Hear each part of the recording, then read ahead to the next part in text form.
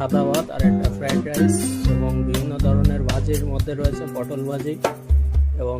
বিভিন্ন ধরনের পাঁপড়, আলু ভাজি, ইত্যাদি, আলু চিপস,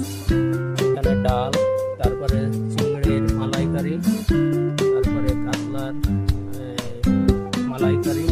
এটা মাটন, তারপর চাটনি, সালাদ, তারপরে একটা কিছু মিষ্টি পর্ব, দই, ল্যাংচা এবং এটা, যাই হোক, এটা হলো ভিডিও।